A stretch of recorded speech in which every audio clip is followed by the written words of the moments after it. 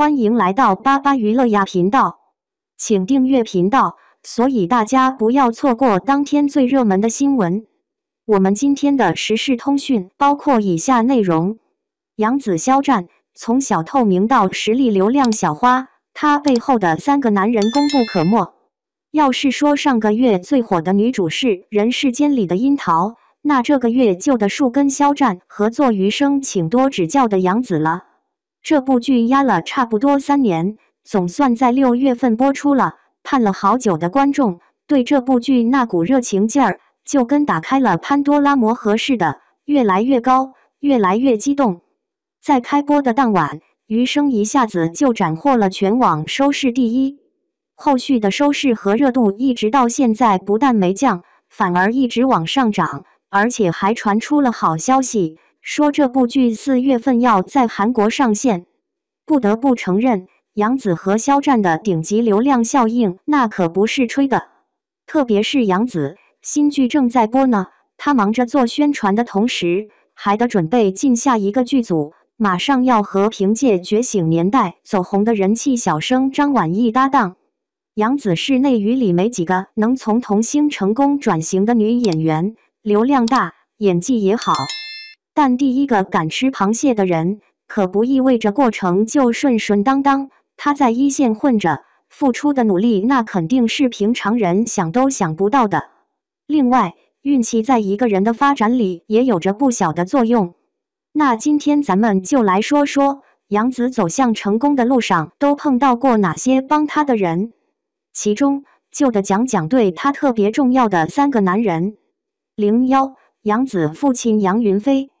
2025年，杨紫在北京出生。这一年北京申奥成功，杨云飞就给闺女起了个叫杨米奥的名儿。他想用这有着良好寓意的名字表达对女儿的深切期望。杨紫从小就显露出惊人的表演天赋，5岁那会儿就打定主意要当一名演员。杨云飞很快当上了代理经纪人，着手为杨紫的将来仔细谋划，做好规划。然而由于没啥背景，起初这父女俩把京都所有的剧组都跑遍了，可没人搭理他们。虽说小杨紫模样可爱，演戏也挺有天分的，可就是一直没个机会。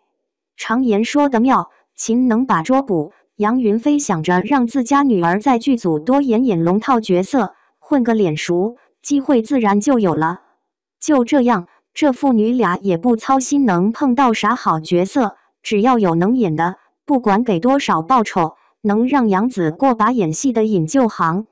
就这么着，杨紫熬了2年这种苦里有甜的日子，天天遭其他演员甩冷脸，上赶着讨好人家也是白搭。杨紫7岁的时候，通过努力总算得到了一个戏份不少的角色，合作的是老戏骨冯远征，这一下就让她半只脚迈进了演艺圈。在接连演了几部没啥大动静的戏之后，杨紫的名气慢慢变大了。当时《家有儿女》这部家庭情景剧正在筹备，面向全国挑选小演员的剧组看中了杨紫，打算让她来演夏雪。理由挺简单的，杨紫演技不错，还有经验，形象就是大众眼中乖乖女的那种。接下来的情况大家都清楚，这部作品使杨紫一下子就红了。可好多人不了解的是，在她众多作品当中，《家有儿女》是伤她最深的一部。究竟是咋回事呀？杨紫演的夏雪，在《家有儿女》的前2部早就被大家记住了。原本资金和演员都准备妥当了，可第3季却没了动静。一时间，剧组收到成片的负面评价，收视率就甭提能好了，连前2部的一半都远远达不到。当初剧组表示，杨紫是由于中考的缘故，这才不得不放弃出演。在网络不太发达的时候，好多人都当了真。要知道学业为重，这也能表明杨紫是个看重学业的好姑娘。慢慢的，舆论很快就消停了，杨紫因此变得没了动静。过了好些年，外界才弄清楚剧组换角的真实情况。简单来说，这纯粹是资本操作导致的。出身普通家庭没啥背景的杨紫，没辙，只能老老实实的在得知被换角后，收拾东西走人剧组。在杨紫心理脆弱的时候，幸亏有爸爸杨云飞在一旁默默的鼓励，这才使得杨紫没有放弃当演员的梦想，重新找回信心，一边学习一边为艺考做准备。的说啊，要是没有父亲全力帮忙，说不定杨紫的演艺道路会难上加难。02第一任老板杨紫。2025年，杨紫跟黄圣依因戏结识，没多久，她事业和爱情都有了好结果。一方面跟黄圣依确定了恋爱关系，另一方面她所在的中国巨力集团被她说服往影视文化产业进军，还获得了巨大成功。如今杨紫担任着该集团的执行总裁，可没多少人清楚，这家公司差点把杨紫捧红。原来在杨紫签下的第一批艺人当中，就有跟她名字同音不同字的女演员杨紫。那时候，杨紫凭借《家有儿女》赢得了国民闺女的称号，在口碑和路人缘方面，她在童星当中是最出色的。可惜没人捧她，迟早会在演艺圈消沉下去。杨紫觉得这小姑娘名字跟她有缘，各方面也好掌控，于是杨紫就成了巨力成立初期第一批签约的艺人。杨紫被资本折腾得够呛，突然有个金主表示要把她捧红，这可把她高兴坏了，想都没想就答应了。但这种好事能砸到头上，概率简直比火星撞上地球还小。起初，杨紫确实获得了杨紫兑现的承诺，不光能拍电影，还有广告代言的资源。但接下来的情况来了个180度大转弯，连半年都不到，杨紫就和公司解除合约了。在签约的时候，他把杨紫当成哥哥，他俩常常一块儿出现在公共场合，杨紫还精心给他办生日。可解约以后，两人就互相取关了，好像这辈子都不想再有来往。至于为啥解约，外面都在一个劲儿的猜测。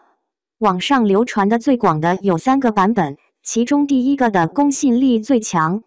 当时跟黄圣依打得火热的杨紫，由于极力捧杨紫，传出了他俩的桃色消息和绯闻。可杨紫还没成年呢，他俩年龄差了1轮多。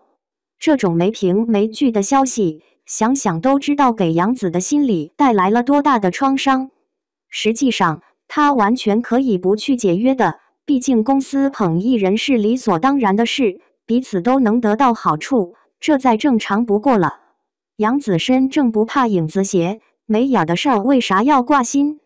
可想来想去，杨紫不想自己的演艺生涯有污点，只好跟杨紫保持距离，选择解约来证明。第2个版本说杨紫签杨紫不是真心的，其实他在声东击西，拿杨紫吸引大家注意，自己跟情人颖搞暧昧。杨紫晓得这个消息后，觉得被欺骗了，最后就决定解约。不过呢，这个传闻没啥实打实的证据。后来颖儿和杨紫一起参加了一次活动亮相之后，就再也没啥来往了，明显是个误会。第3个版本照样是骗人的。杨父在节目中讲过，他觉得很对不住女儿，早些年眼光不行，签错了公司，使得杨紫多次被骗，特别痛苦。按照杨父所说的时间线来看，显然他提到的公司就是巨力。不管咋回事，杨紫跟巨力解除合约这事儿已经板上钉钉了。这么短的时间就跑了，杨紫肯定碰到闹心的事了。但不管咋说，要是他没碰上杨紫，也就不会遭遇这么大的风浪，更不会知道网络暴力有多可怕。在一定程度上，杨紫这个男人给他了个教训，起码在跟人打交道的时候，他不会那么轻易就相信对方了。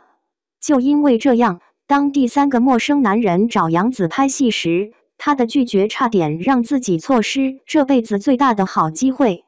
03贵人孔生。2025年的有一天晚上，杨紫的妈妈接到一个自称是导演孔生打来的电话，杨紫妈妈想都没想就把电话给挂掉了。他根本就不信孔生这个拍出过像《闯关东》等一系列爆款剧的有名导演，能瞧上他家这没啥名气又没啥背景的闺女。另外有件事让杨妈又一次肯定，电话那头的就是个骗子。原来处在青春期的杨紫，在演艺生涯中遭遇一连串打击，还承受着学业的压力，天天都被焦虑困扰着。不光有青春期必然会经历的发福、长青春痘这些烦恼，杨紫还被另一个妈妈宋丹丹打击了。本以为在演艺生涯遭遇瓶颈的时候，找对方要点建议能快点找到条出路，可宋丹丹不但不鼓励，还毫不留情地把惨状给说出来了，直说杨紫没演戏的天赋，长得也不好看，压根就不适合去演戏。本来就挺自卑的杨紫，一听到对方这话，心情一下子糟糕透顶，接着就开始怀疑起自己来了。好在杨爸爸始终陪着杨紫，一听说电话那头是孔生导演，不管怎样都要带着女儿去试试。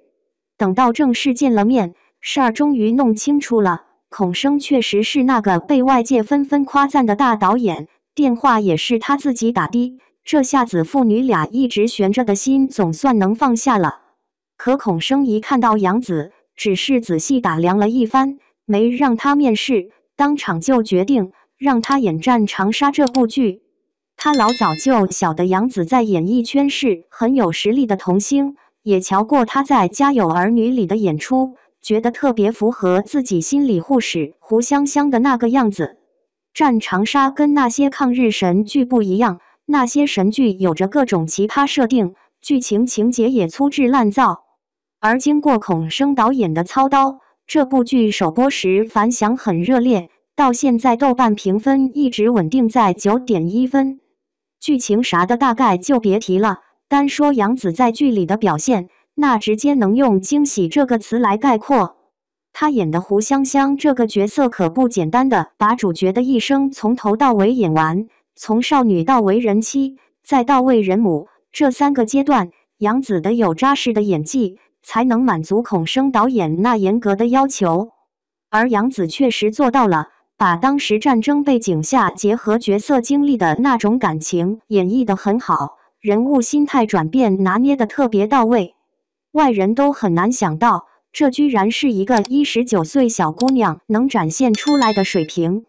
然而，尽管同行的演员、导演还有外界都对其称赞有加，杨紫也没凭借这部剧大火起来。一开始她怎么都想不明白，后来孔生导演给了她第2次机会，她这才懂了演艺生涯里的实在道理。04成功关键不止运气。2025年《欢乐颂》准备开拍的时候，有5个女主角，导演孔生就想到了演戏特别有灵气的姑娘杨紫。头一回合作，对方让他惊喜的不得了，第2回孔生就决定把机会留给能派上用场的人。于是打电话跟杨紫说，有5个角色，他想演哪个都没问题。杨紫可高兴啦，从他开始演戏一直到2025年，差不多有18年呢，就因为没啥背景，根本就没有挑剧本的权利，角色就更别提了。这次机会是孔生导演给杨紫的，把他给激动坏了。结果到了真正做选择的时候，杨紫又被资本狠狠打击了一番。在5个角色当中，杨紫最中意的角色那的是曲筱绡，因为剩下的4个里面有2个气场太强大了，她驾驭不了。另外那2个人设她不喜欢，所以不想演。就曲筱绡的性格特点特别鲜明，塑造起来简单，也是最容易火起来的那个。可惜她跟孔生说了自己想演的角色，结果孔生一脸遗憾地表示，那个角色已经定好人了。不过杨紫没发牢骚，反复琢磨之后，她最后决定参演。这机会太难得了，她可得牢牢抓住，靠一个个角色创造出更多想不到的成果。多年以后，杨紫肯定地感谢她当初所做的决定。《欢乐颂》播完后特别成功，欢乐舞美自然也就火了。不过就像杨紫想的那样，她演的邱莹莹这个角色不招人喜欢，观众很难喜欢上。但在现实生活里，她的演技很受认可，关于她的讨论度比战长沙那个角色可要高出1倍还多。换句话说，流量很重要，不然她想要的角色就可能被换掉。接下来咱们就瞧见了，杨紫接了青云志、香蜜、亲爱的、热爱的这一部又一部的好剧本，她冲破了童星难以转型的限制，从没啥背景的小透明变成了当红流量小花中的一员。另外，杨紫跟其他流量小花不同，她不光有流量，演技也不错。虽说颜值不是特别出众，但在这个圈子里，她确实是难得的新生代清流。能让她做到这个位置，杨紫最该感谢的那的是孔生导演，2次特好的机会，对稳固她的演艺事业有着极其重要的作用。一路瞧过来，杨紫能成功主要靠4点：一是努力，2是实力，3是运气，还有1点就是人品。自打杨紫凭借《亲爱的热爱的》大火之后，外界很少能听到她有绯闻传出，一直专心致志的演戏。早些年的时候，杨紫很清楚网络暴力会给艺人带来啥样的心理影响，因此在《余生》这部剧里，她跟肖战合作根本不避嫌，大大方方的，还和肖战建立起了一段友谊。常言说得好，干演艺这行先得学会做人，杨紫人品那是相当好，实力也不弱。像她这样的人，不管在啥行业，都能有大出息，能走得长久。